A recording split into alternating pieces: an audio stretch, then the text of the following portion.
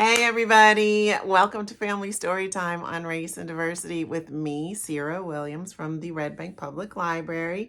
And I want to wish you a Happy New Year. Yay, it's 2024. I think it's going to be a big year. So I want us to start thinking big. At the beginning of the year is a perfect time to think ahead and think about where we are now and where we want to be a year from now, all the things we want to do, where we want to go, what we want to learn. And while we're in that mindset, I want us to take it up another notch and think about the whole world. That's what we want to do today. Think about how the world is today and what kind of changes we want to see in the world. And while we're doing that, just think about your own little situation, your own little neighborhood, your own little corner of the world. Is it perfect right now? If it is, I'm so happy for you. That would be awesome.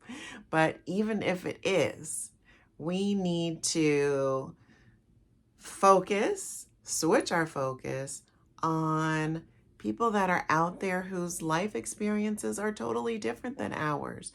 You know that there are people out there that look different than you, that come from different cultures and religions and races, that maybe come from other countries and speak different languages and eat different foods. You know this is true, right? Yes, no, maybe so. Well, it's true. They're out there, and it's really important that you understand that they're not just out there somewhere that you've never been to. They're in your school, in your neighborhood, in your community. Trust me, there are people that you know whose life experience is very, very different than yours. So it's really important that you understand that you recognize that you learn about those differences, so that you can learn to respect them and celebrate them. And when we can do that, we can work together and live together, in hopefully peace and harmony. That is the ultimate goal, right? And so that's kind of the problem, because no matter where we come from or what culture or what our background is, there are some big issues going on in the world that are troubling and upsetting and harmful to everyone. Issues like climate disasters, like homelessness and food insecurity, like gun violence and war. You know that there are wars happening on the other side of the world, but it's a small world. And even the conflicts that are happening far, far away affect us here in ways that you may or may not know. And so what I want you to know is that this is not the world that I want to live in. It's not the perfect world for me, and it's definitely, absolutely, positively not the kind of world that I want to leave to you young people as you grow up. So we need to make some changes and make things better. And we need to work together to do that. And that's what we want to talk about today. And it's hard to know where to start. What can we do to make a change in the world? Well, we're going to start today by reading a book. Does that make any sense to you? I'm going to tell you something. Reading a book is a great idea when you got nothing else to do, because it will do a lot of things for you. Number one, you're going to learn something new. Reading can help you learn. It can broaden your imagination, because reading can take you to places that you've never been before. It can show you opinions that you've never considered before, or ideas that you never thought of before. And so it can broaden your imagination. It can help you to think about the world in a whole new and different ways, and to see the changes that you might want to see in the world. And here's an awesome thing. When we read together, like we're going to do right now, like you hopefully do with your families, then reading can spark so many conversations about so many different things on so many different levels that it is awesome. You start to share your ideas and communicate and collaborate, and who knows what you can come up with as far as ideas for how we can make change in the world. It's awesome, all from reading a book, and it just builds and builds upon each other, and we're going to start that now. I want to show you the book that we're going to read today. It's called The Artivist. Not an artist, not an activist, but The Artivist.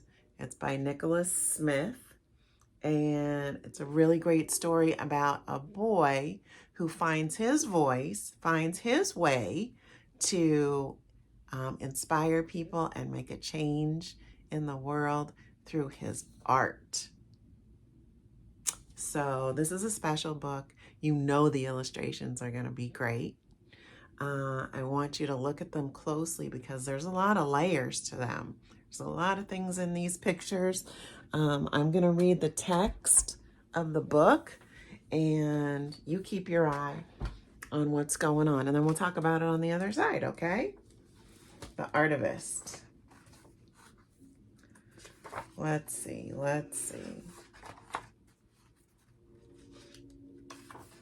Here we go. I love to paint. It relaxes me. They say I'm an artist.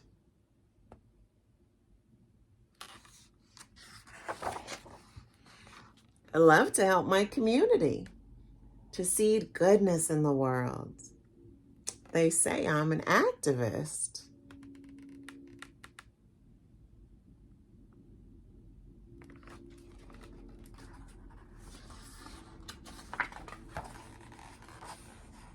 But sometimes the world that I see is not the world that I wish to see, and the problems seem larger than life. I want to scream.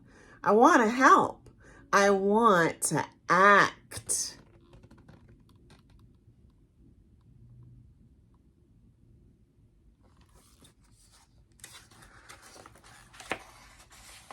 I want to hold up a mirror to the world and show everyone what isn't working right.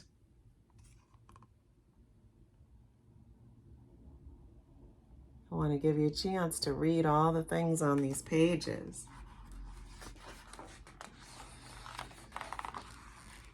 This needs to be fixed. This needs to be fixed too.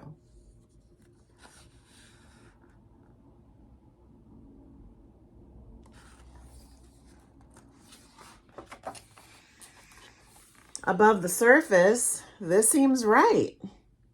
But that's when I realized that fixing things requires us all to look deeper.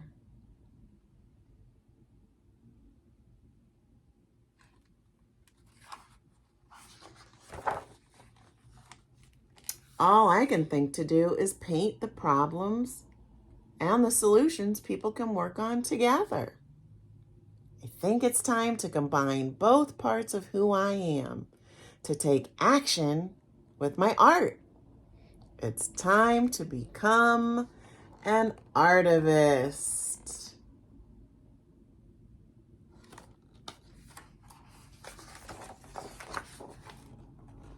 I will sketch and draw and scribble and paint the broken bones I see and the healing I hope for.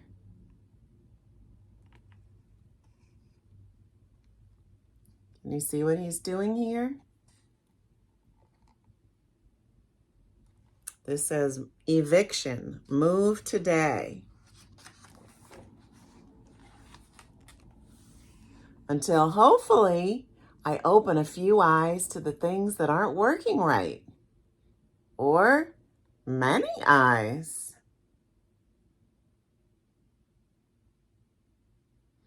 So his mural changed those words to say love today. Do you see that? And this lady took out her selfie stick and took a picture, and it ended up on TV. And it says, Love Today mural goes viral. It's even on his mommy's phone.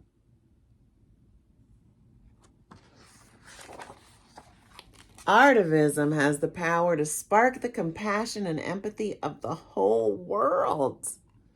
And the artivist can light that flame.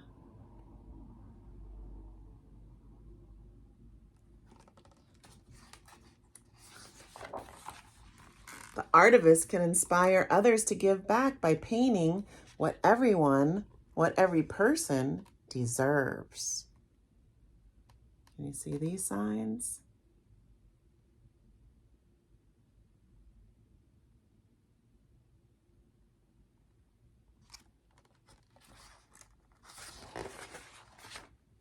The artivist must be brave enough to speak up, even when it's scary.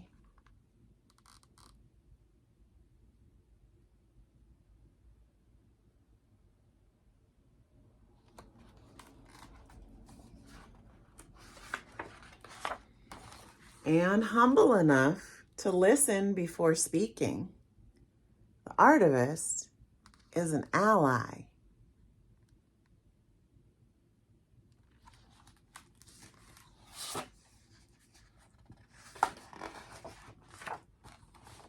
The artivist is a protector of the planet and the planet's children. Sorry, I'm going to take that off.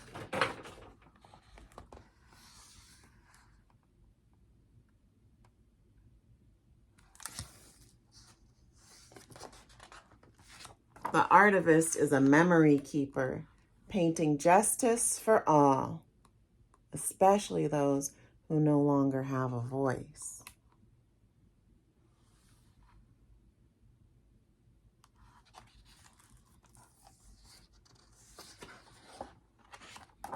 The artivist doesn't only paint, she sings, he writes, they film. We repurpose, we build. We bring awareness to what can be changed for the better so that everyone can take action.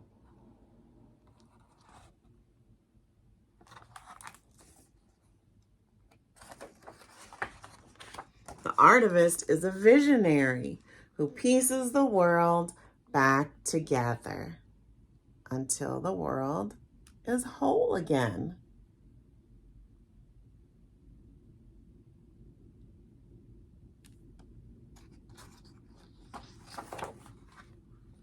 The artivist is you. What change will you create? See all these different kinds of artists here? It's got a paintbrush, a camera, a microphone, a pen, and a book. Oh, and I think this person is sculpting a statue. So many ways to be creative. What'd you think? The Artivist. Okay, I want to read, there's a note in here from the author, and let me read it to you because he wrote a note. We should read it. This book is a story of my very own artivist journey. I always loved making art and always had a desire to help my community thrive. It started as art as therapy, but it became a way for me to paint the world I always wanted to see. When one of my illustrations went viral and people began sharing it on signs all around the globe, I realized how connected we all are and how powerfully art can inspire us to create a more fair and just society. I truly believe that each and every one of us is full of creativity, and it's up to us to use those talents to call out what is broken and visualize a path forward that allows for true healing, equity, and inclusion.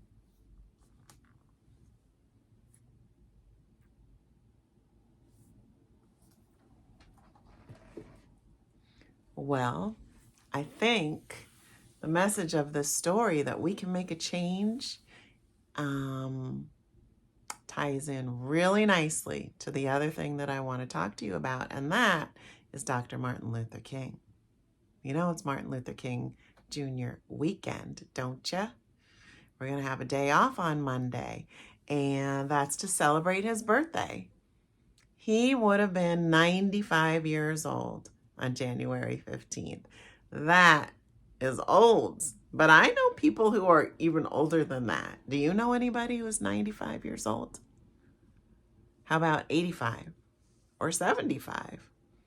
Well, those people were alive when Dr. Martin Luther King was alive.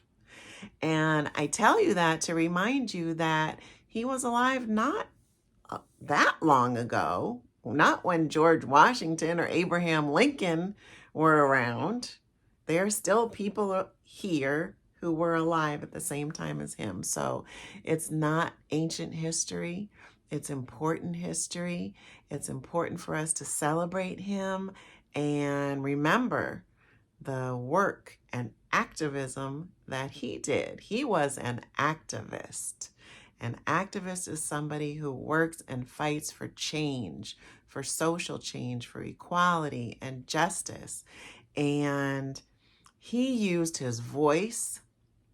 He was an amazing speaker who gave sermons and speeches to inspire people, but he also motivated people and encouraged them to march and sit and do many different types of protests to call for change. And so that was his activism. What I like about this book is that it's about a kid. It's about a kid.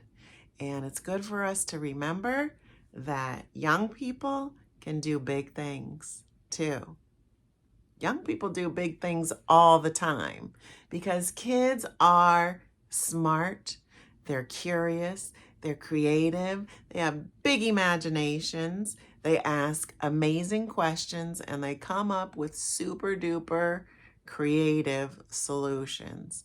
And so we need to remember that and let them be leaders and find their own ways to make change. And so that's what I want you to do today. Dr. Martin Luther King Day is a day of service. It's the only national holiday that is designated as a day of service. That means it's not just supposed to be a vacation day to just lie around or take a trip. I mean, those things happen, but you need to keep in your mind that it's a day of service. So can you find a way to do something to help somebody on that day? Maybe you already do service all the time. Maybe your family donates food regularly or donates clothing, or maybe you're mentoring people or doing something of service, and that's wonderful. That's awesome. We should all do it all the time. But we can always ask if there's more that we can do, and there's always more to do. We know that. We know that. I wrote down a quote from General Colin Powell, who said, "There's so much to be done. There's so much to be done, and we are the ones to get it done." That's just the way it is, because it won't get done if nobody does it. So we got to step up and help to make it happen. If we all would do it, if this day of service would really catch on and everybody in America would get up and do something for someone else, that would just be so amazing. But we can start. I wrote another quote down from President Barack Obama that I really like. He said, "We need you to dream, we need you to speak out, and we need you to act." Dream, speak out, and act. Those are three things that Dr. Martin Luther King did amazingly. You know, he had a dream. That's one of the things we learn about. One of the only things we learn about Dr. Martin Luther King is that he had a dream. But he also spoke out again through his great inspirational speeches and sermons. And then he acted and he encouraged other people to act to make this world a better place. And so we celebrate him. We're thankful for him, for his inspiration. And I hope that you will talk about and find something to do of service this weekend. One thing we can always do, we should always do, is spread a little peace and love wherever we go. And so this is from me to you. And remember, when you pass it on, it doesn't leave you, it multiplies. You don't get less, you multiply it as it goes on and on. And so we take some and we pass it on. And stay safe and well until next time. And have a great day, everybody. Enjoy your long weekend. Here it is. Bye-bye, friends.